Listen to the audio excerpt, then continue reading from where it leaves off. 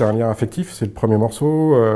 C'était très important pour moi parce que je l'ai sorti sur le label sur Roulé, le label de Thomas Bangalter. Donc c'est symbolique. Je ne l'ai pas réécouté depuis très très longtemps. Il y avait des soirées qui se passaient au Rex Club à ce moment-là. Je crois que c'était le jeudi, une soirée qui s'appelait Hometown. Et ils m'ont proposé de faire un live juste après la sortie de Vertigo. Et là, j'ai, moi, proposé à Thomas Bangalter et à Benjamin Diamond, qui était un ami d'internat, de participer au live, qu'on fasse un live ensemble. Et on avait terminé les répétitions et on cherchait un truc additionnel à faire et on écoutait des vinyles. Et on est tombé sur un morceau de Chaka Khan dans lequel on a choisi une boucle.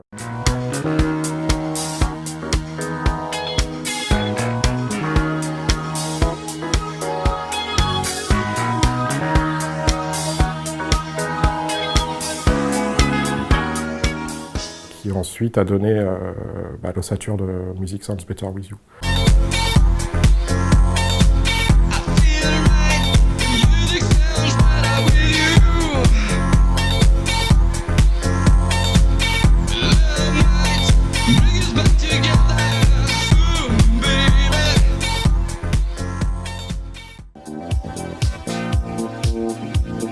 On s'est dit qu'il y avait quelque chose, la petite guitare, la petite accroche, il y avait quelque chose d'intéressant. C'est libre d'interprétation, hein. Il y a des gens qui pensent que ça peut être une drogue. Moi, je pense que c'est plus l'autre, une autre personne, qui que ce soit, hein, un homme, une femme, enfin un échange avec quelqu'un. Je crois que quand tu produis, tu sens quand tu es dans le juste et que tu es content de toi. Et c'est très bref, hein, ça dure 2-3 secondes, mais tu te dis « Ah, là, c'est bien ». Après, sentir si ça va plaire à d'autres personnes, je crois que c'est assez difficile, en fait. Quand on a fait Stardust, on n'en avait pas conscience. Tu sens que toi, tu es en accord avec toi-même, ce qui est finalement le plus agréable. Et souvent, tu peux être en accord avec toi-même et ça plaît à personne d'autre. Mais finalement, ça n'a pas d'importance. Mais tu sens ce moment où, ouais, tu te dis « Là, ça, c'est bien, quoi ». T'es content, t'es satisfait, fier, mais ce n'est que partie remise en fait. Immédiatement tu te projettes sur ce que tu vas faire après et c'est agréable. Et voilà, mais c'est le futur qui compte, quoi. Thomas, il avait une carrière qui était bien engagée avec Daft Punk. Par ailleurs, le fait que ce morceau soit une sorte de one-off comme ça, sans suite, c'était assez satisfaisant pour tout le monde. Ça met un espèce de côté intangible, on ne sait pas trop ce que c'est un projet ponctuel comme ça. J'étais dans le même lycée avec Guy-Man, mais sans trop se connaître. On avait des amis en commun. Et non, c'est vraiment via Pedro que j'ai rencontré. Il y avait Dimitri from Paris, Thomas et Guy-Man. C'était un peu ce groupe-là au tout début. Et moi, je les ai rencontrés via Pedro, qui a commencé à travailler avec eux juste avant l'album Homework. Mes premières sorties, c'était sur Roulé, donc le label de Thomas. C'était Hello, my name is DJ Falcon, c'est mon premier disque.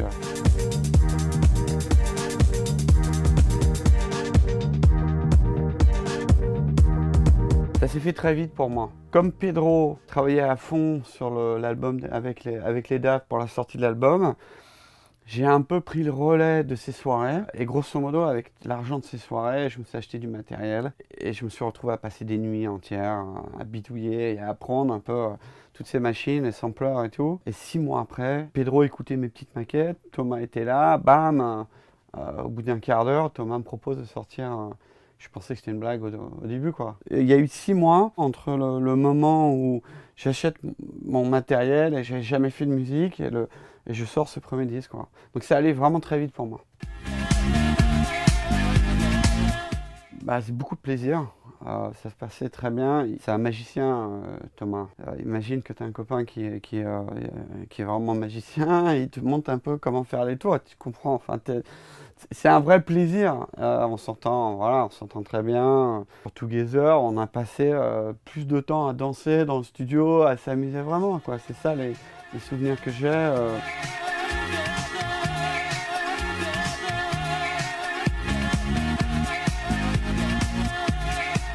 Chaque morceau, ça s'est fait en une journée pratiquement. Moi, le Together, je l'avais déjà un peu commencé au début et on l'a fini ensemble. Et So Much Love, on l'a fait tous les deux ensemble.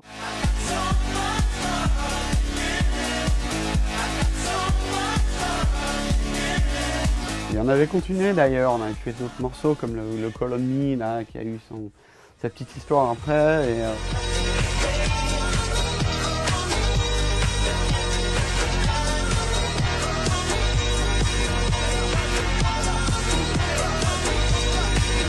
Pour la petite anecdote, on avait déjà commencé à bosser ce morceau Contact.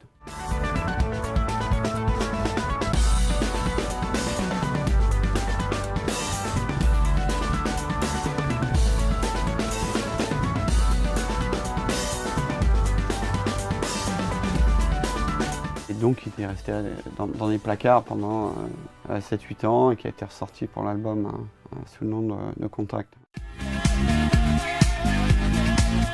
C'était à l'époque où moi je savais qu'on avait ce morceau, je me remettais à faire de la musique.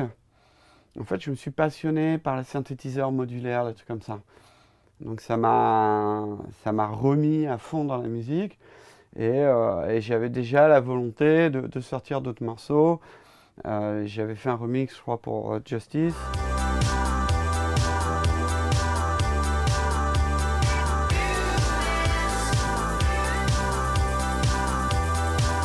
Et j'ai fait un truc, je crois, pour Alex Goffer et pour Alan Braxe.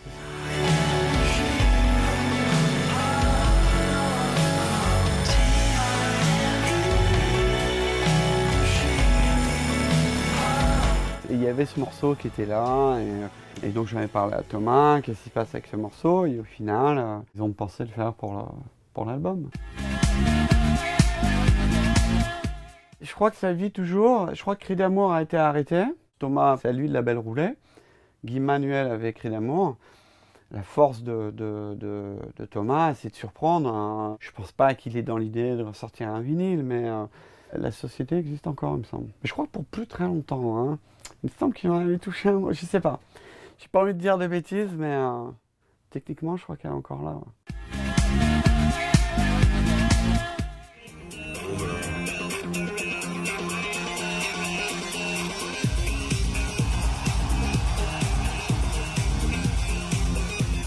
Ils ont toujours une volonté de comme se différencier, de faire quelque chose de eux, s'éclater personnellement, de faire quelque chose un peu différent. Bon exemple, c'était l'album Discovery avec le dessin animé.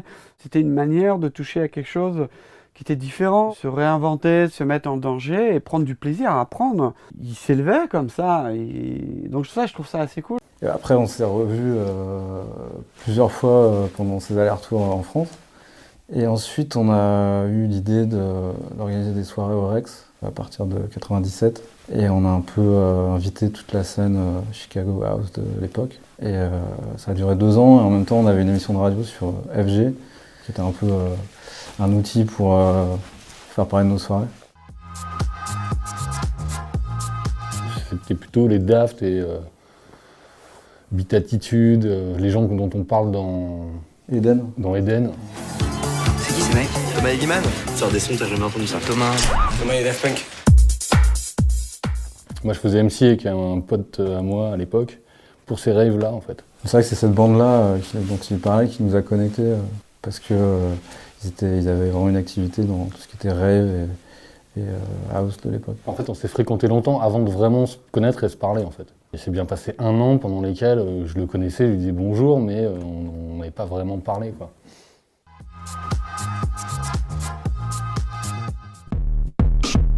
Oh yeah. Oh yeah.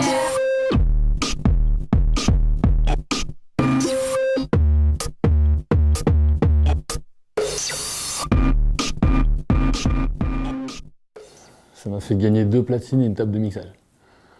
Parce qu'à l'époque, il était le Pérou. Hein. Non, bah c'était des potes. C'était une époque où on était tout le temps fous ensemble. Il y a eu un soir où Thomas il a commencé à faire un truc avec Guiman, tout. Puis bon, dans l'ambiance, on a commencé à faire des voix, etc. Donc je me retrouve en featuring sur ce titre, mais j'ai pas fait grand chose non plus, quoi.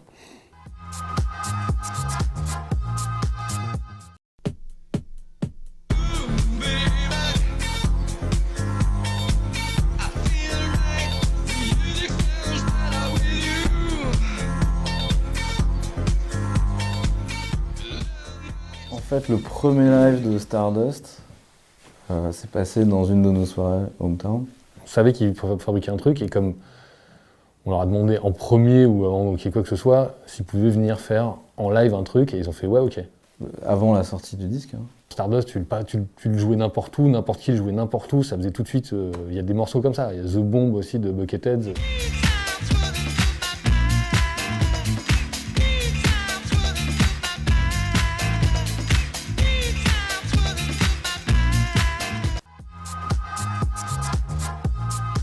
En fait, mon nom, il vient du graffiti, c'est-à-dire que c'était le nom que je taguais. Moi, je me suis vite calmé sur le graffiti, je me suis fait choper assez tôt. Après, au-delà de ça, oui, j'ai une petite expérience de graphiste, mais étant donné que j'ai tout appris sur le tard, Photoshop, etc., donc généralement, je faisais mes choses sur papier, et après, je les travaillais à l'ordinateur. Mais comme j'étais pas vraiment formé, ça donne des trucs un petit peu accidents, un petit peu marrants. C'est juvénile comme on aime, quoi. Alors sinon Gilbert, il partageait les mêmes bureaux que les Daft à un moment donné. Donc logiquement, quand il a vu que je faisais des trucs pour les autres, il m'a demandé pour lui. Et puis je me suis retrouvé à faire des pochettes là, avant 2000. Puis j'ai fait son logo, qui est toujours le logo utilisé. J'ai fait pas mal de petits, le logo d'Hometown évidemment, et puis les petits logos qu'on trouve sur les stickers Cris d'amour, en tout cas pendant les, je sais pas, 7-8 premiers. On reconnaît, ils sont très